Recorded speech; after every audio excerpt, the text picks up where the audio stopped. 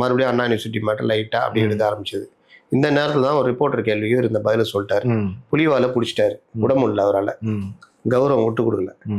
உடனே மறுநாள் எல்லாம் எனக்கு ஆதாரம் கொடுன்னு பெரியார் அந்த இவர் தாப்பே தேக்கா தந்தை பெரியார் திராவிடர் கழகம் ராமகிருஷ்ணன் வீடு முற்றுகைன்னு ஆரம்பித்து போனார். அப்போ ஆதாரம் கேட்டப்போ இவர் பெரியார் ஆதாரம் வந்து நீங்களே ஆதாரம் வச்சுட்டு என்கிட்ட கேட்குறீங்க, வீரமணி தான் உள்ள பூட்டி வச்சிருக்காருன்ட்டார். ஏன் இவங்க போய் வாங்கினா புத்தகங்கள்லாம் நாட்டு உடைமை ஆக்கினா ஆதாரம் கிடைக்கிறாரு. என் புத்தகம் இவரே போய் வாங்கிய இப்போ இருக்கிற புத்தகத்தில் இருக்குமே பண்ண முடியாது, படிக்கலாம். அதனால இந்த வாதம் வந்து ஏற்றுக்கொள்ளப்படாத வாதம். அதுக்கு பிறகு அவர் அதுக்கு வாதத்துக்கு வலு சேர்க்கறதுக்கு இன்னும் பெரியார் பேசினதெல்லாம், அதாவது ஒரு தலைவர் ஒரு காலகட்டத்தில் பேசின வார்த்தைகளை இன்னைக்கு கொண்டு வந்துலாம் நீங்கள் அப்படியே போஸ்ட்மார்ட்டம் பண்ண முடியாது. இன்னொன்று 12 வயசுலேருந்து 13 வயசுலேருந்து குழந்தை பெற்று 12-13 வயசில் குழந்தை பெற்றுட்டா அந்த அந்த பெண்ணுடைய உடம்பு என்ன ஆகும்?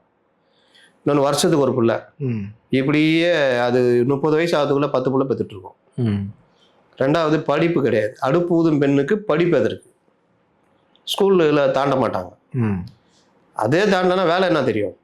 வேலையே இல்லை. கல்யாணம் கட்டி கொடுத்தா கல்லானாலும் கணவன், ஃபுல்லானாலும் புருஷன்.